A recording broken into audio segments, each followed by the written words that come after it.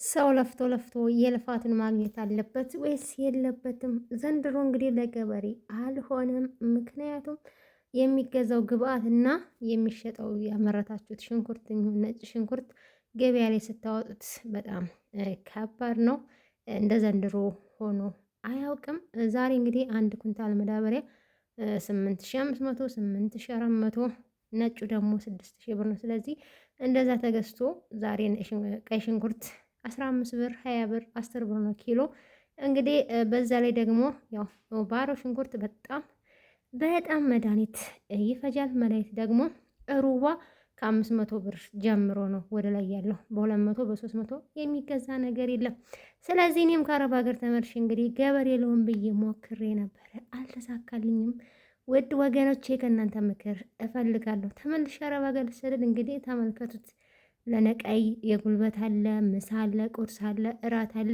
ያን ወጪ ስታስቡት ያጨልላችኋል ማለት ነው። ሰላም ሰላም ብያለሁ። ውድ ነው የተከበራችሁ ውድ የሀገሬ ልጆች፣ በሀገርም በውጭም ያላችሁ እንዴት ናችሁ? ደህና ናችሁ? የኔ እግዚአብሔር ይመስገን በጣም ደህና ነኝ። ሙስሊም እህት ወንድሞቼ ሰላም ብያለሁ። በያላችሁበት የዓለም ዙሪያ ሰላማችሁ ብዙ ትርፍ ይበልኝ። እንግዲህ ያው ቅድም መግቢያ ለመግለጽ እንደሞከርኩት ያው አብዛኞቻችን በኢትዮጵያ ያለን ሴት በተለይ ሴት እህቶቻችን አብዛኛውን ጊዜ ከትምህርት ስንወድቅ የሚሆን ትምህርት ላይ እያለን ጉዟችን ወደ አረብ ሀገር እንግዲህ ለብዙ ዓመት ሰርተን ደግሞ ወደ ሀገራችን ዞሮ ዞሮ ሀገራችን መመለሳችን አይቀርም። ሀገራችን ስንገባ ደግሞ ሁላችንም የራሳችን ራዕይ ወይ ደግሞ ልንሰራ የምናስበው ስራ ይኖራል። በእርግጥ እኔ አሁን ማሳ አባቴ ስለሆነ ብከስርም ያወጣሁት ወጪ ነው የሚከስረው። ግን ማሳውን ተኮናትሮ ወይ ደግሞ ተጋዝቶ የሚሰራ ሰው በጣም ነው ልባችሁን የሚነካው፣ የሚያሳዝነው ዘንድሮ ማለት ነው። እና እኔም እንዳቅም እንግዲህ ከአባቴ ጋር እኔ የሚቆጨኝ የአባቴ ጉልበትና የአባቴ ከዚህ ድረስ መመላለስ ነው ማለት ነው። በጣም ያሳዘነኝ ነገር። ስለዚህ መንገዱ ደግሞ እኔ ከምኖርበትና ሽንኩርት የተተከለበት ቦታ በእግር ብቻ 5 ሰዓት ምናምን ያስኬዳል። ከዛ ውጭ በሞተር ነው። መንገዱ ራሱ አመች አይደለም፣ በጣም ርቀት አለው። ስለዚህ ለመንግስት አድርሶልን ሽንኩርት ዋጋ ይጨምርልን፣ ካለዛ እንግዲህ ማበዳችን መጨለላችን ነው። ስለዚህ እውነት ለመናገር እንደ ዘንድሮ ሆኖ ያቅም ብዙ ሰው አብዛኛው ገበሬ በጓሮ አትክልት የሚተዳደር አለ። ሽንኩርት ሸጠው ነው መዳበሪያ ገዝተው እህል፣ ስንዴ፣ ጤፍ የመሳሰሉትን ነገር የሚያመርቱት ማለት ነው። እና ዘንድሮ የምንሸጠው ነው ገበሬ መዳበሪያ ገዝቶ የሚሸጠው የሚዘራው ማለት ነው። እና ሁሉም ተስፋ መቁረጥ ላይ ነው። አሁን ሰዓት ላይ በጣም ከባድ ነው ሽንኩርት። እውነት ለመናገር እንደ ዘንድሮ ሆኖ ያቅም ሲሆን እንዲወርክስ ይላል እንዲህ። እኔ እንግዲህ ያው ከአረብ ሀገር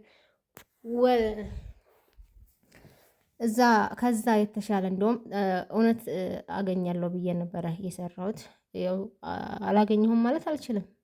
ቢበላሽ ሽንኩርቱ ሳይሰራ ቢቀር ተበላሽቶ ቢሆን ጠፍቶ ቢሆን ነበረ ኪሳራ የሚባለው። ግን አሁን የገበያ ጉዳይ ነው እያከሰረን ማለት ነው። ስለዚህ አንዳንዴ ለካ ሰው ወዶ አይደለም ተመልሶ ወደ አረብ ሀገር የሚሄደው እና ያው ከሰሙ ዳር ነው።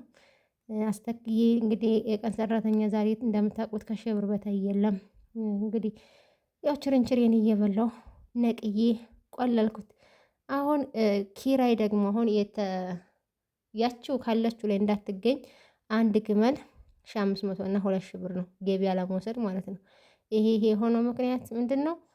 የመኪና መንገድ ስለሌለ መኪና አካባቢው ስለማይገባ ያው ሽንኩርት በሆኑ ሰዓት ሸጣችሁ ለኪራይ እንኳን ገበያ ይዘው ሄደው ከኪሳቸው ኪራይ ከፍለው የመጡ ተስፋ ቆርጦ የመጡ ብዙ ሰዎች ስላየሁ እኔ ከሳምንት በላይ ይሄን ሽንኩርት ለመንቀል ሳምንት ሙሉ ተቀምጠን ነው እዛ የመጣ ነው። እና ሳምንት ሙሉ እንደውም ቪዲዮ ትናንትና ለቀቅ አደረኩ ስንመለስ ወደ ነበርንበት። እና ስለዚህ አንዳንዴ ያው አረብ ሀገር ይሻላል ልላስብና ምንም ቢሆን የሀገሬ አየር ከቤተሰብ ከሀገር ከወገን ጋር ይሻላል ብዬ አስባለሁ። ስለዚህ እህቶቼ ምንም ነገር ቢገጥማችሁ እንግዲህ ተስፋ እንዳትቆርጡ። አሁን ይሄ ሽንኩርት እንዳለ የተቆለለው አልተሸጠም ገና። ኪሎ 15 ብር 10 ብር ነው። ለግመል ኪራይ እንደነገርኳችሁ አንድ ግመል 1500 ብር 2000 ብር ነው ገበያ ለመውሰድ። ስለዚህ ብታስቡት ደግሞ ሽንኩርቱ የሚሸጠው ኪሎ 10 ብር እና 15 ብር እንደ ሽንኩርቱ ነው።